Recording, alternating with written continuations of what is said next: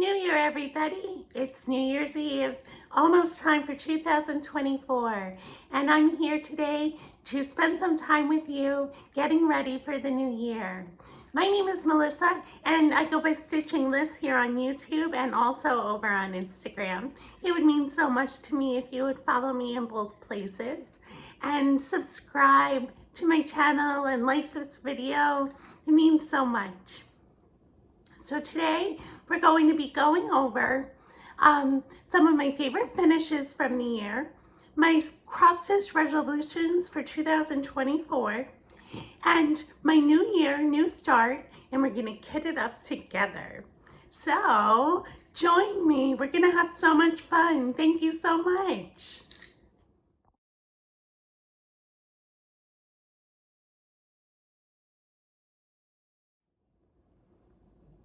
Okay, so this year I had 32 finishes, and I'm really excited about that. I had a couple of really long-standing whips that I finished, and that was great, and some smalls and some medium projects that I've worked on this year, new starts that I finished. It's been a great year. I've enjoyed a lot of my stitching, and I thought I would show you my top 5 finishes of the year, which means they're my favorites that I finished, but in no particular order. So I'm going to start with the one that I finished most recently, that you have seen most recently. And this is Bathing in the Asters. It's part of the Cats in the Garden series by Lindy Stitches. This is so sweet. It is the autumn version of this series. It's a seasonal series. And it's done on 16 count Aida, which most of my projects are. I really enjoyed working on this one. It has a special place in my heart from this year. And so this is one of my favorite finishes of the year. Okay, my next one is The Wretch's Sacrifice. This was in honor of the Stitch for Sage Sal, which was in honor of Sage, the designer behind Night Spirit Studio. She's going through some serious medical issues, and we did a sal in which we purchased a chart of hers and stitched it, and I actually did it. I completed a sal. Also, this is kind of different stitching for me. It was a real challenge to do this one, kind of dense stitching and a lot of counting, but I really enjoyed it. This is done on 16 count barnwood by Picture This Plus. It's one of my bigger projects from the year. I like that it's something different, not my usual style, but I enjoyed it so much. It was really great to do, and I'm so proud of it. Okay, my next one is Gaia by Quaternion Creations. And you can find her, I believe, on Etsy. This was part of the Stitchers Collective Earth Day collaboration. It was one of the charts in that collaboration. And I had this fabric that reminded me of the earth that I've had in my stash for years, an old fabric by Fabrics by LJ, and it just seemed perfect for this chart. And I had so much fun stitching this up. I enjoyed it so much. I did it for Earth Day, so this is one of my favorite finishes of the year. And then another favorite finish of the year is this one. This is Scarlet, one of the Quilted Cat series by Jim Shore for the Mill Hill Buttons and Beads kits. And Scarlet is something I started in 2017 and I finished it this year. It's hard to see, but there is a ton of beading on this. And I was so proud of myself for doing all the beading. And I was just so excited to get done a long-standing whip that I've had around for a long time. And I do have, there are 2 other cats in this series, the Quilted Cat series, and I plan to start another one this year because this was a really fun project. And I hope to get another one done soon. And then the last of my favorites is actually my last year's New Year, New Start, which is Good Intentions by Kathy Barrick. It says, I myself am made entirely of flaws stitched together with good intentions. And I really enjoyed stitching this one. It went so quickly for me in the new year. It was my first finish of the year, my first start of the year. I really love it. I love the sentiment. My word of the 2023 was intentions. And so this really went with my word of the year and set me off on a good start for the theme of the year. And I just enjoyed this so much. Kathy Barrick is so talented. So this was really fun too. So those are my top 5 finishes out of my 32 finishes that I did this year.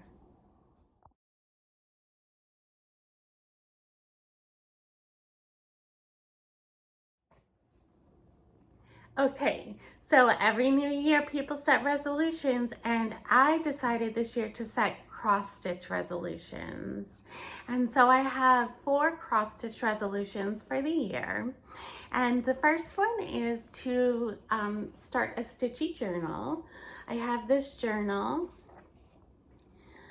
and the pages they look like this inside, and they're all different colors.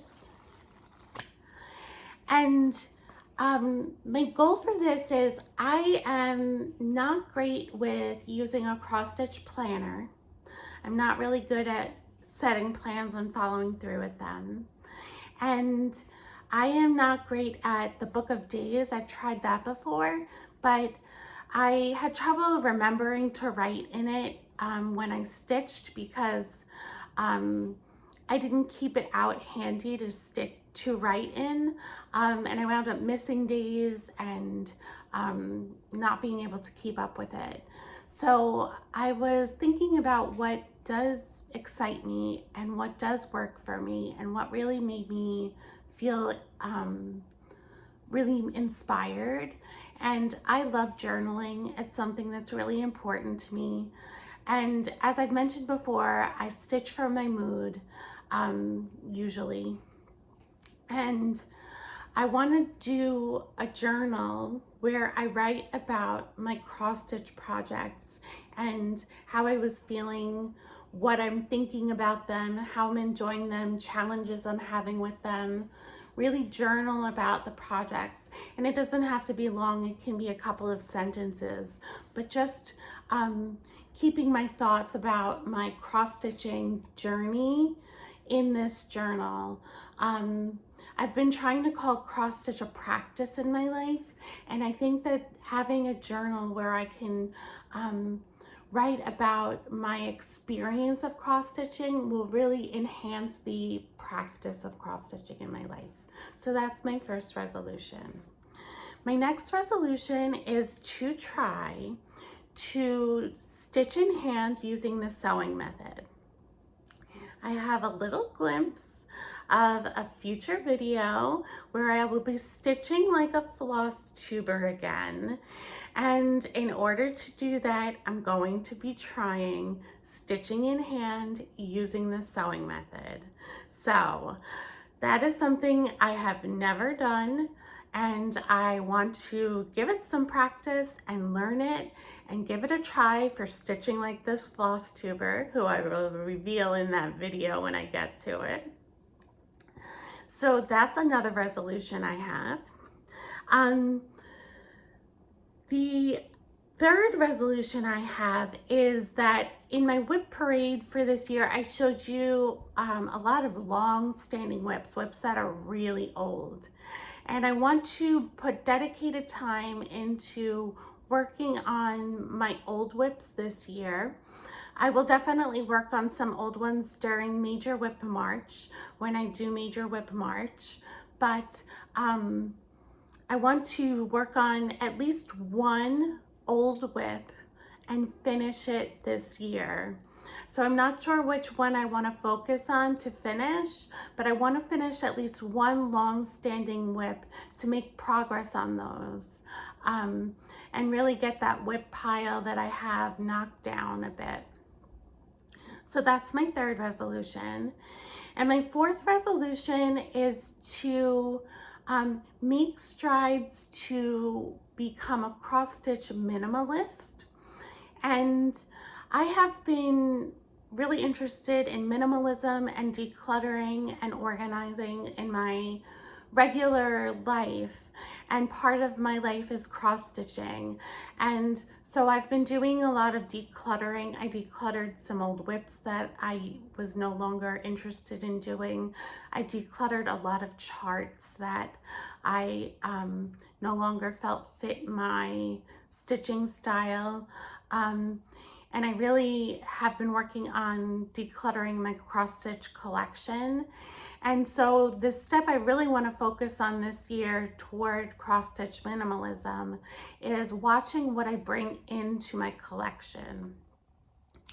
I want to make sure that I'm not impulse buying or buying just to feel good. You know how sometimes you get that dopamine hit from buying something for your cross-stitch collection? I want to make sure that I am buying mindfully for my collection. I know I will add things to my collection, and I don't feel bad that I will add things to my collection, but I don't want to add things that I will one day be decluttering if I can help it. So I want to be very mindful about what I'm buying this year. So that's something I'm going to be working on as the year goes on. So those are my 4 cross-stitch resolutions for 2024. Wish me luck.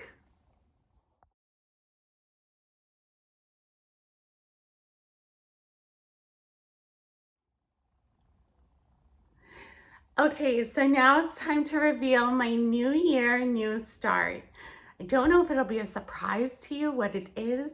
I haven't shown it to you. It's new to my collection, but you may not be surprised because I just showed you part of the series in my favorite finishes of the year. So my new year, new start is going to be napping in the poinsettias by Lindy Stitches, and this is the winter version of Cats in the Garden. And I'm so excited to start working on this one. Look at all that red, look at that adorable cat. So come help me kit this up. We're gonna kit it up from stash.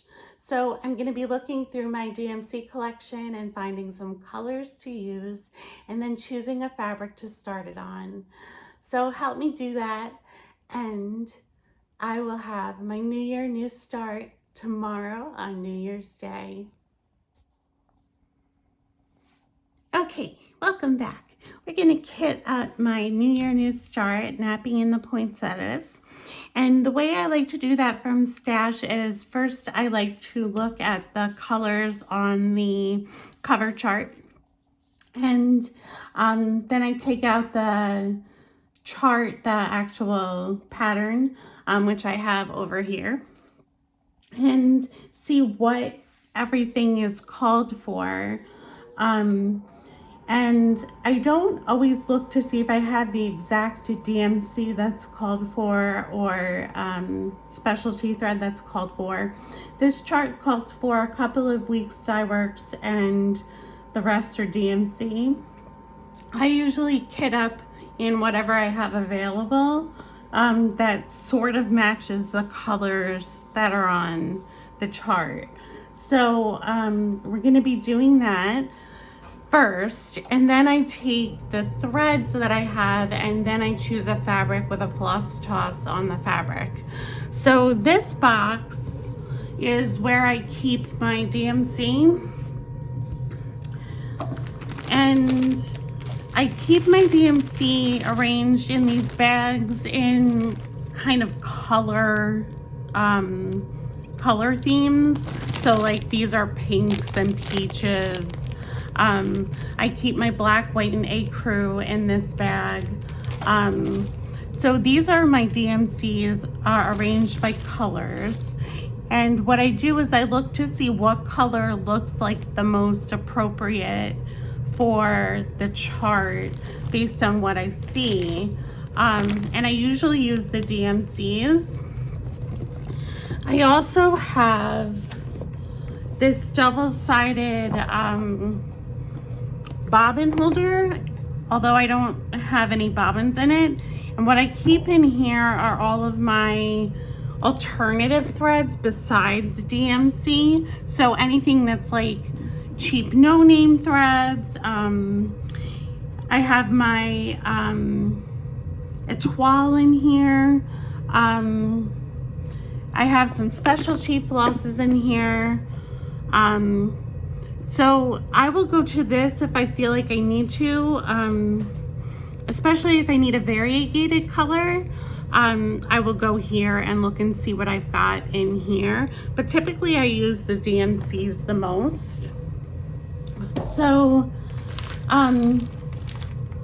we're gonna start by looking to see what reds I need. It looks like there are the reds for the ground, the ornaments, those are the same. And then the red for the poinsettias is actually a different color, even though it doesn't look very different. This color is a Weeks Dye Works, and the poinsettias are a DMC. So I'm going to pull out my red bag of DMC colors. To me, they don't look very different on the cover chart, but the Weeks Dye Works is a little bit darker, I think, and the flowers are a little bit brighter.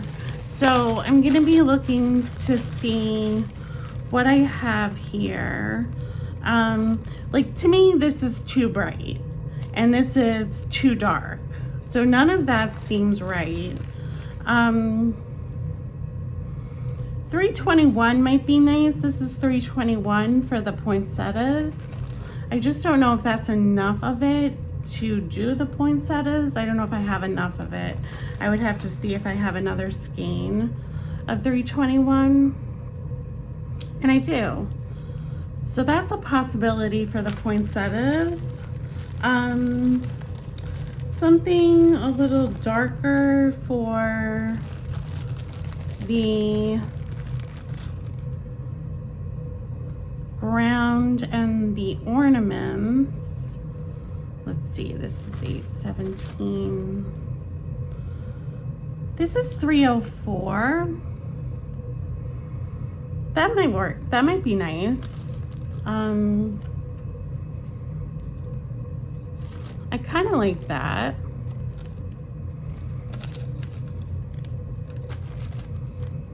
So let's see. I'm thinking definitely 304 for the ground and the ornaments, and maybe 321 for the poinsettias. So we're gonna put those aside. And now I'm gonna do this with all of the other colors. I'm gonna speed it up so you don't have to watch the slow process of it, but I'm gonna do this for all the other colors in the chart as well, and then we'll look at picking some fabrics. So I'm gonna speed this up now.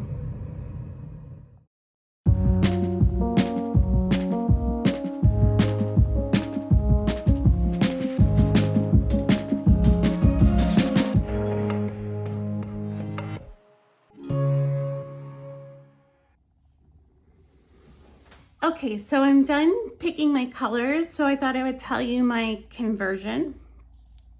So for the cat's nose, there's a little pink. I chose 963. For the cat's body, I chose this gray 318.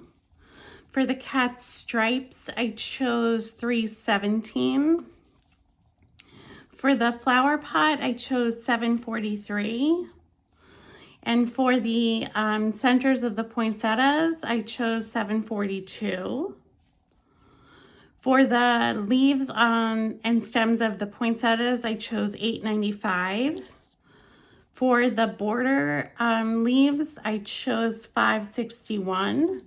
There's some 310 used in the cat's face, so I just picked 310. The cat's chest and ears and the center of the ornaments call for blanc, but I chose B5200 because I like the way that shows up on fabric better. And again, I chose for the floor and the ornaments 304, and I chose for the poinsettias 321. So those are my colors that I chose. And now I'm gonna look at fabrics and do a floss toss and choose some fabrics. Okay, so now we're going to choose a fabric. I like to see what the cover chart shows as their chosen fabric. And this is kind of a greenish, beigey, neutral.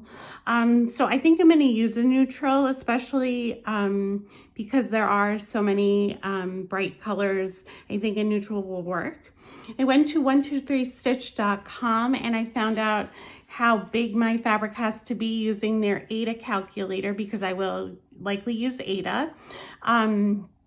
So if it's either 18 or 16 count, I'm gonna need an 8-inch wide by 10-inch high piece of fabric. If it's a 14 count, I'll need 9 by 11, and that's with a 2-inch border around for margin.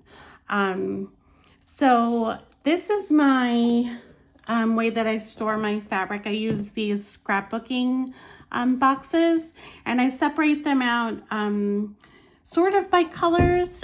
This is my neutral bin. So these are all of my more neutral fabrics, and I'm going to go through and see what looks like it might work well. Like for example, this one on top is gray. The cat is gray, so I'm not going to choose this. This isn't going to work well with the grays and the cat. It's going to blend too much. So I'm not going to use this color. So I'm going to go through my fabric and see what I have. I have my measuring tape, and I also brought my fabric scissors so that I can cut to the size I need when I'm ready to do that. So I'm going to speed this up while I look through my fabric, and then I'll show you if I have some choices that I'm deciding between, and we'll make a choice.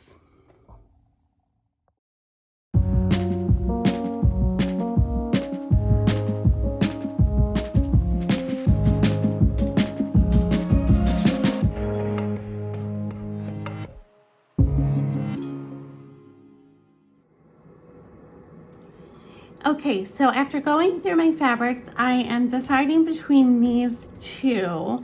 They're both in like the tan beige range.